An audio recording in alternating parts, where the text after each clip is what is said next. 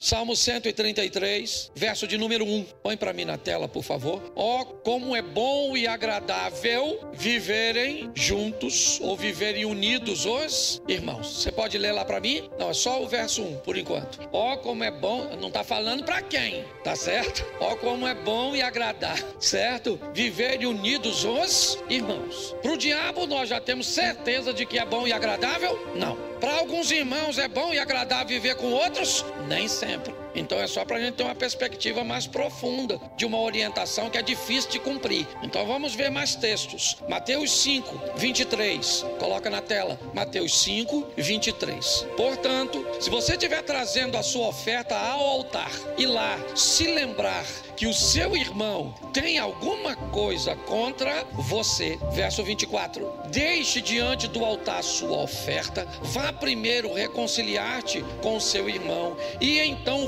volte e faça a sua oferta. Verso 25, entre em acordo sem demora com seu adversário, enquanto você está com ele no caminho, para que o adversário não entregue você ao juiz, o juiz entregue você ao oficial de justiça e você seja jogado na prisão. Preste atenção, porque novamente nós temos um texto bíblico falando da importância de resolvermos as coisas com o nosso irmão. Se você vai ofertar e durante a oferta não é você que tem algo contra o irmão, você lembra que o irmão é que tem algo contra você, tá certo? Deixa a sua oferta, vai lá, toma uma postura, então, e volte. Esse é o segundo texto, certo? Romanos capítulo 12, verso 18, vai nos dar também uma instrução muito preciosa. Repita comigo: se possível, no que depender de vocês, vivam em paz com todas as pessoas. Se possível, no que depender de vocês, vivam em paz com todas as... Mas esse texto nos dá uma margem de fazermos uma aplicação de que nem sempre será possível, mesmo sendo bom e agradável diante dos olhos do Senhor, mesmo entendendo que temos ou podemos ter problemas até durante a oferta. Os dois primeiros textos, eles fazem menção da importância. O terceiro texto vem dizendo: no que depender de você, porque você terá Deus por testemunha. É muito importante entendermos isso. Você pode alegar qualquer coisa que você quiser para mim como pastor,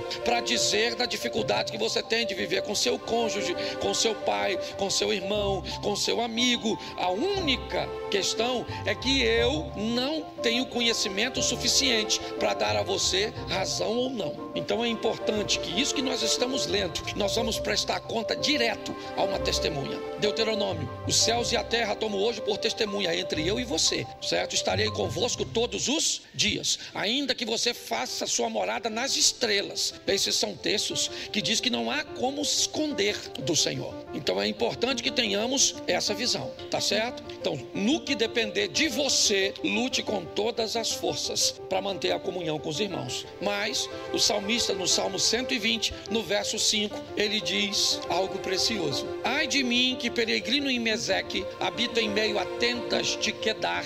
As duas expressões, volta lá nas duas só para o povo entender, está descrevendo um povo bárbaro e um povo árabe, e o cara que escreve isso é judeu. Ele está dizendo: eu estou vivendo, eu sou peregrino, eu estou caminhando, peregrinando no meio de dois povos, bárbaros e árabes. Verso 6: já há tempo demais eu habito com aqueles que odeiam a paz. Verso 7: sou pela paz. Quando, porém, eu falo, eles teimam pela guerra. Feche os seus olhos. Senhor nosso Deus e Pai, em nome de Jesus, eis aqui a tua palavra. Usa-me como um canal de bênção para instruir, para esclarecer, para aproximar pessoas de pessoas, para aproximar pessoas do Senhor, pelo poder do nome de Jesus. Amém. Glória a Deus. Amém. Isso. Se viver entre irmãos em comunhão é bom e agradável, é ao Senhor. Se isso é bom e agradável ao Senhor, o inimigo do Senhor, certo, torna-se inimigo de todos aqueles que tentam fazer o que o Senhor quer. Todas as vezes que alguém se predispõe a se tornar amigo de Deus, automaticamente ele se torna inimigo do Satanás, inimigo do mal, porque não há comunhão entre luz e trevas. Todas as vezes que uma chega, a outra tem que sair.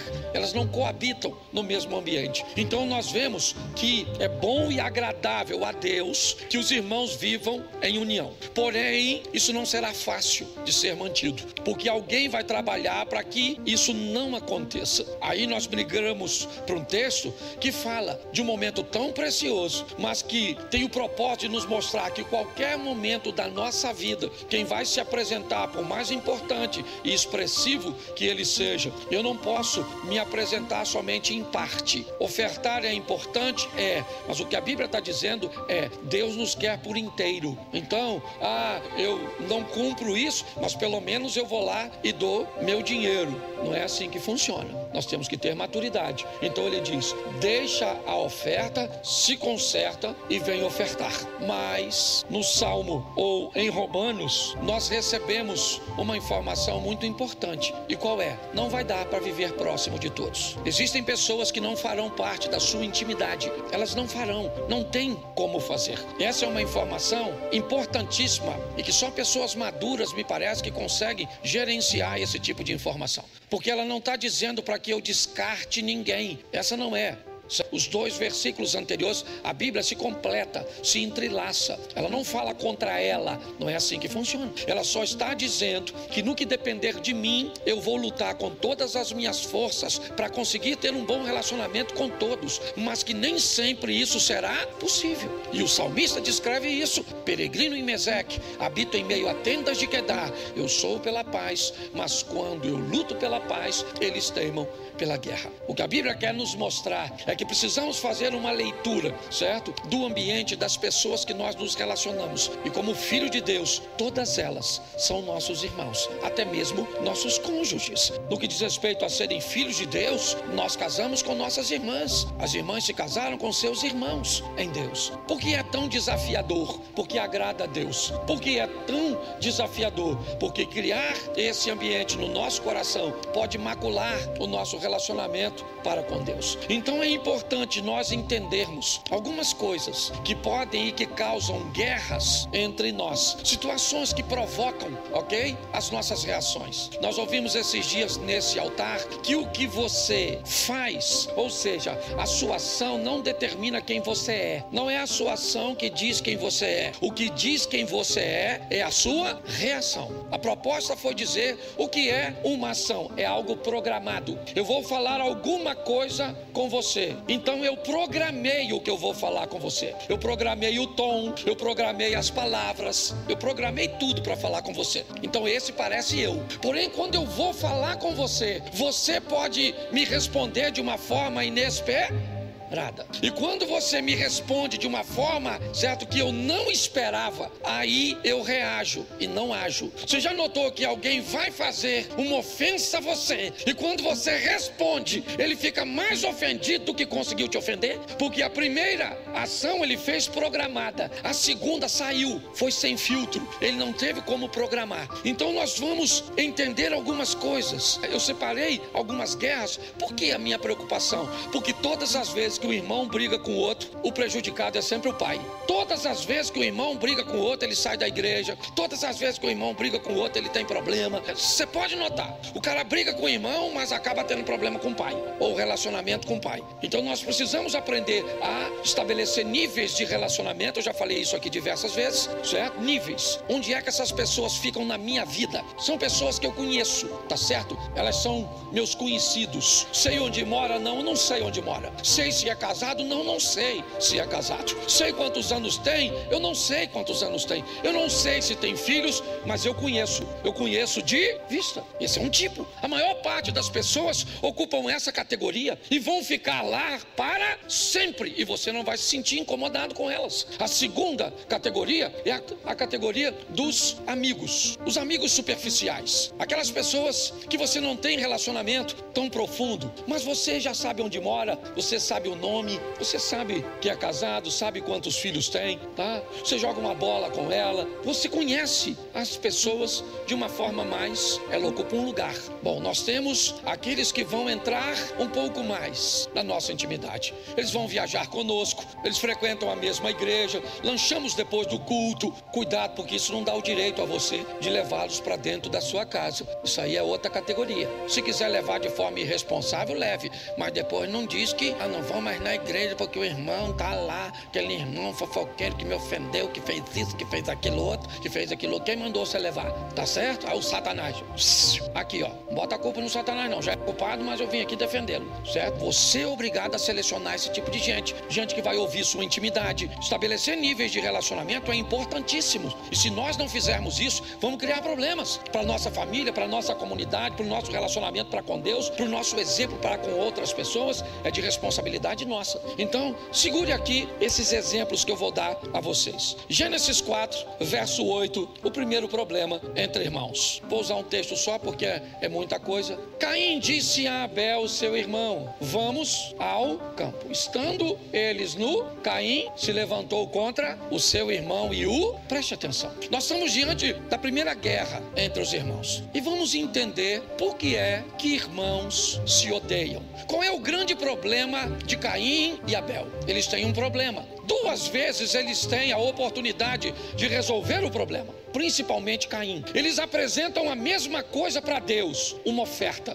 Porém, eles têm de Deus respostas diferentes. Os resultados daquela apresentação não foram os mesmos. Irmãos têm muito problema quando eles têm resultados diferentes. É muito comum os resultados criarem problemas entre irmãos. Por que ele foi aceito? Por que ele teve um resultado melhor que eu? Que ele chegou onde eu não cheguei? Ele tem o que eu não tenho. A comparação de resultados é um problema terrível para os irmãos conviverem. São filhos do mesmo pai, têm a mesma oportunidade de viver, mas quando o resultado de Caim é diferente de Abel, Deus sabe que aquilo é um perigo. Então Deus não fica quieto, ele vai conversar com Caim. Deus vai conversar com Caim. Na conversa, Deus explica o motivo pelo qual o resultado foi diferente. Você pode pegar na sua Bíblia. Deus aparece a Caim e diz: por que tiraste? Por que o seu semblante está desse jeito? Se você fizer o que é certo, não será aceito. Porém, se você não fizer o que é certo, o pecado jaz à porta e o desejo dele vai ser sobre você. É isso. Deus já está conversando com Caim, explicando a ele que para ele ter um resultado igual ao de Abel, é só mudar de postura. É só observar. Mas Caim não gosta disso. Mas ele tem uma segunda oportunidade de resolver isso. Ele disse, na minha tradução, diz assim: e falou Caim com seu irmão. Ele tem a segunda oportunidade de resolver as coisas. Ele pode conversar com Abel. Ele pode perguntar a Abel, certo? Qual foi a diferença? O que Abel fez para ser aceito? E talvez ele descobrisse nesse diálogo o que ele precisaria fazer na próxima oferta. Era só consertar a postura. Nas duas vezes, ele tem a oportunidade de resolver. Mas os resultados de Abel, o telefone celular do Abel, o tênis, a casa que mora, o carro que chega, o cargo que tem na igreja, a empresa que trabalha, ele não consegue suportar.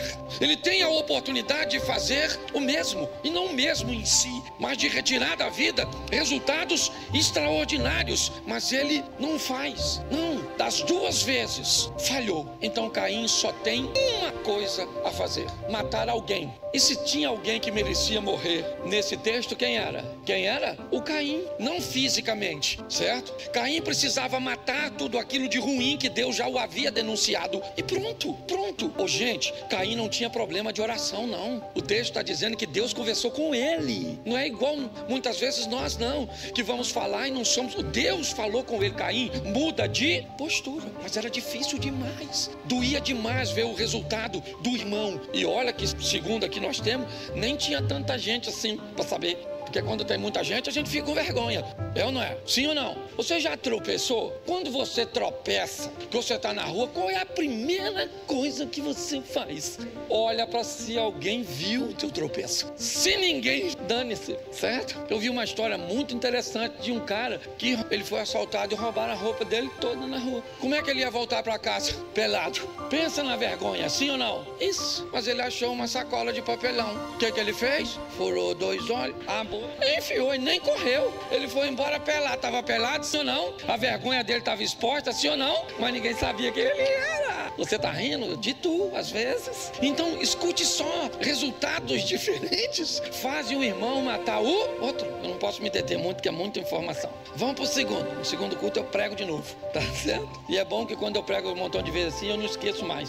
Vamos lá. Segundo livro do profeta Samuel, capítulo 3, verso 2. Precisa anotar não, que depois você pode pegar na internet. Vamos lá. 3, 2, de 2 Samuel. Segundo livro do profeta Samuel, capítulo 3, do verso 2 ao verso 4. Isso. Em Hebron nasceram os filhos a Davi. O primogênito era Amnon, de Ainoã a Jerezita. Primeiro filho, Amnon. O segundo era Quileabe, de Abigail, a viúva de Nabal, o carmelita. O terceiro filho era Absalão, filho de Maaca, filha de Talmai, rei de Jesus. Preste atenção que nós temos aqui, certo? A relação dos três primeiros filhos de Davi. Mas o verso 4, o quarto, Adonias, filho de Agite, certo? Preste atenção, só vou ler até o Adonias. Adonias é qual filho de Davi? O primeiro qual é? Vamos ler de novo. Não, vamos não. Amnon, tá certo? Então vamos lá. O primeiro era Amnon, tá bom? O segundo era Quileabe.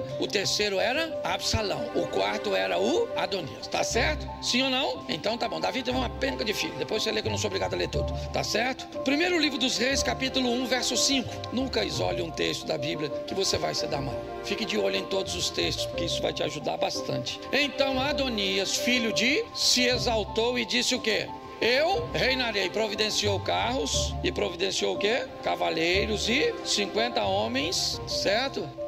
Homens que corressem diante dele, ok? Verso de número 6. Jamais seu pai o contrariou, dizendo: por que procedes assim, certo? Além disso, era ele de aparência muito formosa e nascera, certo? Depois de Absalão. Preste atenção. Segundo motivo que os irmãos estavam a fim de matar o outro: sensação de injustiça e ausência de limites. Eu sou fruto de uma geração que não tinha muita dificuldade de conviver com o que o outro tinha. Fomos forjados, é ou não é?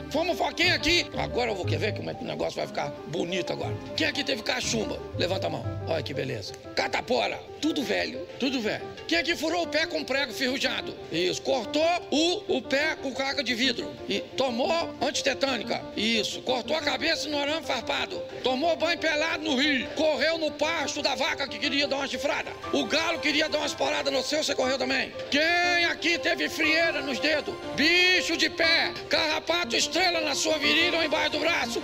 Olha que eu conheço. Estudei a história do povo antigo. Ô, gente, esse tipo de gente tá preocupado se o outro ama, se curtir você, né? Falei isso pra um cara esse dia na internet. Falei: rapaz, eu tive tudo isso que você tem aqui. Eu tô aí porque você tá pensando a meu respeito. Já tive sanguessuga, sugando. Você tá rindo, mas o assunto é sério. Só que hoje nós temos um povo, tudo eles são injustiçados. Eles comem carne todo dia, tem televisão, internet, eles têm tudo. Nós não tinha. O que nós tinha? Hoje eles têm high definition, nós tínhamos o raio do chuvisco, certo? Lembra de alguém do lado de fora girando a antena com bambu e você gritando: ei, passou? Lembra de tudo isso, certo? Sim ou não? Uma geração que apanhava e continuava amando aquele que batia. Quem aqui apanhou, levanta a mão. Ficou de castigo, levanta a mão. É isso aí, mano, tamo junto, certo? Mas pensa no negócio hoje: injustiça e ausência de limite. Você não pode bater nas crianças hoje. Você apanhou, não tô falando violência doméstica não, viu? A turma do Conselho Tutelar.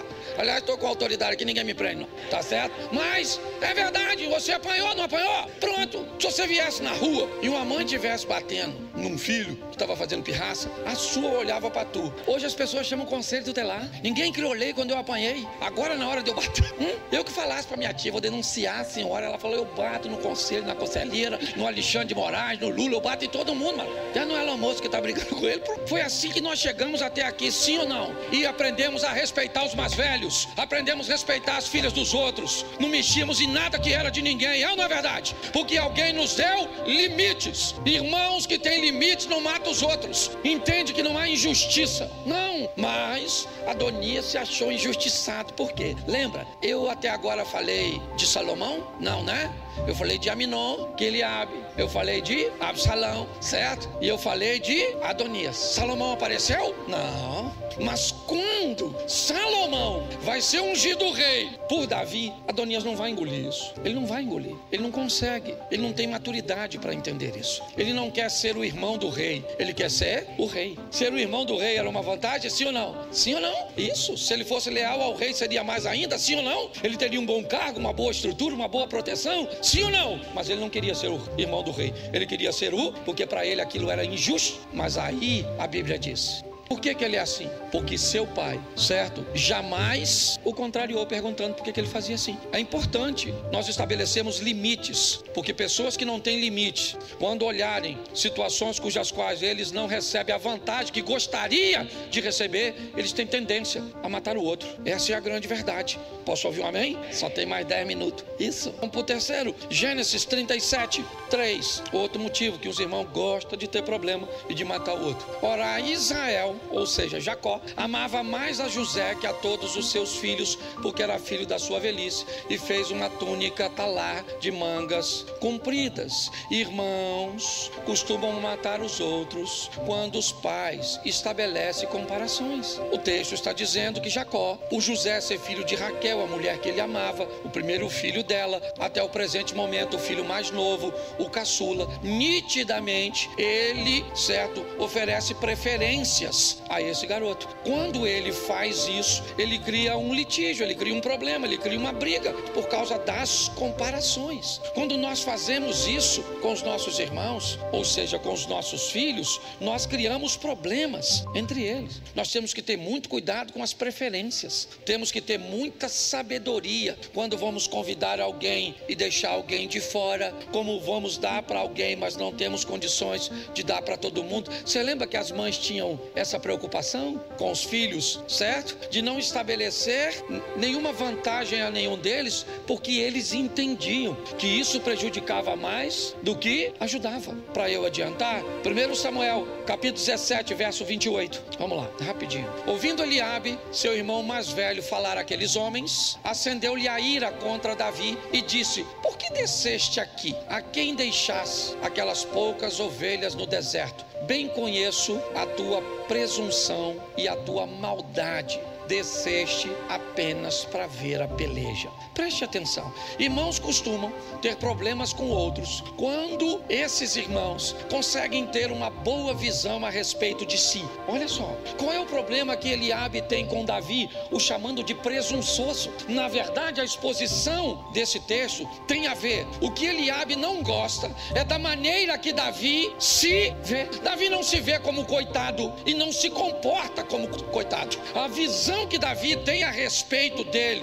Olha, deixa eu falar uma coisa para vocês. Aprendam uma coisa nessa vida. As pessoas valorizam algumas coisas mais do que dinheiro. Tem algumas coisas que elas saíram, sabe, do ambiente do comércio, da área do comércio. Tem coisas, por exemplo, dinheiro não compra amizade, dinheiro não compra amor. Tem algumas coisas que estão fora do circuito do comércio. São coisas que o dinheiro não vão conseguir pagar. E pega aí essa. Tem uma coisa que o dinheiro não consegue, as pessoas amam ter, mas poucas conseguem ter de verdade: autoconfiança, se enxergar com bons olhos, saber quem é filho de Deus e não interessa o tamanho do adversário, o Deus que eu sirvo é maior do que todas as coisas. Quando Davi tem uma visão nítida dele mesmo, vai à batalha, o que tem lá um cara grande, desafiando a todos, todos estão com medo. Davi chega e diz: quem é esse incircunciso filisteu para afrontar o exército do Deus vivo? A primeira coisa que seu irmão disse: com quem você deixou as poucas ovelhinhas, ó? Seu presunçoso,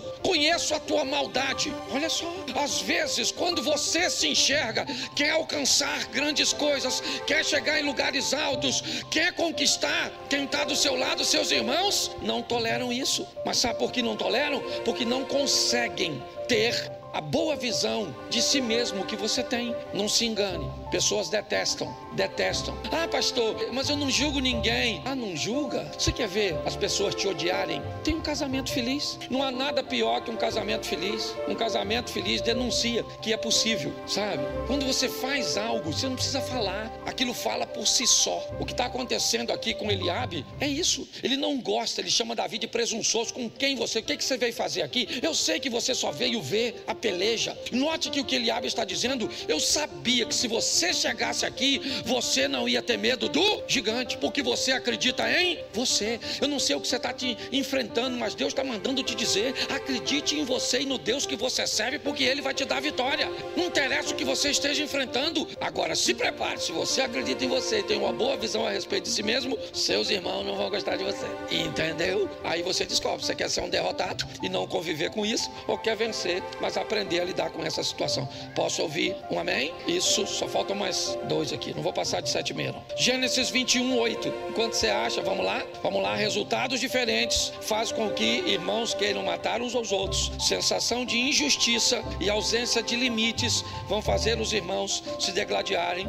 Preferências e comparações, certo? Vão criar problemas entre irmãos, seja na igreja como pastor, seja você como um patrão, certo? Seja você quem for, um líder, comparou, você vai ter problema. Tinha que ser igual fulano, olha como fulano é bom, você vai ter problema, certo? A boa visão a respeito de si mesmo. Quinto, Gênesis 21:8. Gênesis 21, verso 8. Põe para mim, por favor. Isaac cresceu e foi desmamado. No dia em que o menino foi desmamado, Abraão deu um grande banquete. Olha para mim agora. Nós temos um problema muito peculiar, muito particular aqui nesse texto. Nós temos um filho brigando com problemas sérios com alguém que é um meio filho. De Abraão, Isaac e Ismael é filho, sim ou não? Mas de Sara não. Olha só, nós temos um problema muito sério nessa situação. A ideia de Sara foi ter um filho e ele nasceu. Seu nome, Ismael, sim ou não? Ismael não era filho de Sara, sim ou não? Ela usou uma lei que lhe permitia fazer isso de forma legítima. Mas quando Isaac nasceu, para Sara, Ismael deixou de ser filho. Isso aqui vale muito, mas é muito precioso. Mas muito precioso com gente que casa com outra pessoa que tem um filho que não é seu. Olha, pensa numa das coisas que, se eu puder e se me pedir conselho, eu dou todas as informações possíveis, porque é dificílimo criar um filho que não é seu, porque ele é seu para algumas coisas, mas não é seu para outras, principalmente para limites, para correções, certo? Você é mãe para lavar roupa, para passar, para fazer comida, para fazer isso, para arrumar a casa, para fazer. Mas se você pedir para jogar o lixo fora, sabe o que ele diz? Que vai jogar depois. Depois de quê? Se ele não faz nada 24 horas. Aí você pensa. Então, há muito conflito, principalmente quando nesse relacionamento acontece o nascer de outro filho. Aliás, eu pastoreei uma igreja que um dia uma mulher chegou com um grupo de pessoas. Aí ela falou: ô pastor, como é que está o senhor? Eu falei: tudo bem. Aí tinha um montão de gente. Falei: nossa, que legal, veio com a família. Ela falou: esse aqui, pastor, é meu ex-marido. Essa é a esposa do meu ex-marido. E esses dois aqui é o meu filho com os meus filhos com esse. Falei: beleza. Eu falei: e o pessoal de cá? Não, o pessoal de cá é os 2 filhos do marido que eu tenho agora, que ele teve com a outra mulher. E aí eu já tava tentando. E aí eu não aguentei, né? Eu falei: e esse aqui? Aí esse aqui sim, esse é de nós 2. Eu falei: Senhor, se o demônio vier aqui, esse povo entra nele. Você tá rindo, mas o assunto é sério. As pessoas tratam coisas importantes de qualquer maneira. Vamos a 2 textos e a gente termina. Gênesis 25:31. Esse é um dos motivos mais comuns e principalmente a vias de fato. Disse Jacó: vende-me primeiro o teu direito de primogenitura. Uma das coisas que faz demais, certo? Os irmãos quererem matar o outro é herança. Esse é um motivo muito comum, certo? Eu não posso abordar nos detalhes porque eu fiz uma aplicação bem específica, mas o Jacó, ele quer a herança de Esaú. A Sara disse: Ismael não herda nada. Até hoje ninguém tira da minha cabeça. Respeito os teólogos de plantão, quer aqui, quer na internet, que isso vai ficar gravado, mas ninguém tira da minha cabeça. Quando Sara disse para Abraão: Ismael não herda nada do que é do meu filho Isaac, Deus havia falado para Abraão: manda Ismael embora e deixa ele comigo. E Sara vai descobrir que os árabes serão muito mais ricos do que os judeus. Para mim, é exatamente isso. Quer depender, dependa de Deus, porque Ele é dono de todas as coisas, certo? É um motivo terrível, tá certo? Herança. E tem um contexto tão grande no ambiente de igreja que você não pode imaginar, mas eu não tenho como passar aqui agora. E o último é uma parábola, mas vale a pena nós vermos. Lucas 15, 25, e a gente termina aqui e ora. Lucas 15, 25. Irmãos matam irmãos ou querem matar irmãos, a guerra entre irmãos. Ora, o filho mais velho que estivera no campo, quando voltava, ao aproximar-se da casa, ouviu a música e as danças. Verso 26. O que ele fez? Chamou um dos criados e perguntou-lhe o que era aquilo. O que o criado disse? Veio teu irmão, certo? E teu pai mandou matar um novilho cevado porque o recuperou. Porque irmãos entram em guerra? Porque uns têm coragem de fazer coisas que os outros não têm. Às vezes é só coragem de ler, é só coragem de estudar, é só coragem de cometer erros. Às vezes a vantagem que os outros irmãos têm sobre nós é que estiveram diante dele os mesmos recursos que foram expostos diante de nós. A diferença é que eles tiveram coragem de fazer uso daquilo e nós não. Aqui nós estamos diante do filho pródigo. Qual é o problema do filho mais velho? O pai, o texto diz no começo, o filho mais novo pediu o que era seu e o pai repartiu entre eles os seus haveres. No dia em que o filho mais novo foi embora, o mais velho já tinha recebido. Quer botar? Coloca aí. Certo homem tinha 2 filhos, vamos lá. Isso, o mais moço disse ao pai, disse o quê? Disse o quê? Pai, dá-me parte dos bens que me... E ele fez o quê? Lhes repartiu. Lhes, aqui ó, lhes repartiu. Esse texto indica que no momento em que o filho mais novo vai com herança, o mais velho também fica, sim ou não? Mas o mais velho não tem coragem de fazer as coisas que o mais novo tem, entendeu? E o irmão mais velho fica chateado com aquilo. Ele não gosta daquela coragem que o irmão tem de tentar. Se nós não conseguirmos agir e lidar com os resultados diferentes, nós vamos ter problema com nossos irmãos. Se nós acharmos que a vida é feita de injustiças e não entendermos que há limites, vamos ter problema com os irmãos. Se tivermos problemas com preferências e comparações, vamos ter problema com os irmãos em todas as áreas. Você não tem uma boa visão de si, beleza, alguém vai ter e você vai ficar chateado, certo? Você pode ter problemas sérios nesse ambiente de irmão com meio irmão. Você vai ter problemas de ver essas questões de herança e problemas com pessoas que têm coragem de fazer coisas que você poderia fazer e não faz. Às vezes a indecisão é um grande problema. Vou usar esse exemplo aqui e oro. Você já viu alguém que tem dificuldade, ele não tem firmeza para tomar decisões? Ele tem medo. Por exemplo, você diz assim para seu cônjuge, vou usar o exemplo do homem com a mulher. Você fala para sua esposa assim, amor, vamos jantar? Ela diz, vamos. Aí você diz para ela assim, vamos comer o quê? Ela diz, escolhe você. Aí você diz assim, beleza, vamos comer uma pizza? Aí ela diz assim, pizza. Engorda. Aí você diz assim, então escolhe você. Aí a pessoa te diz, não, escolhe você. Aí você diz, então vou fazer o seguinte, vamos comer um churrasco. Churrasco essa hora? Aí você diz, então escolhe você. Aí o que a pessoa diz? Não, escolhe você. Aí você diz, então vou fazer o seguinte, vamos comer uma salada.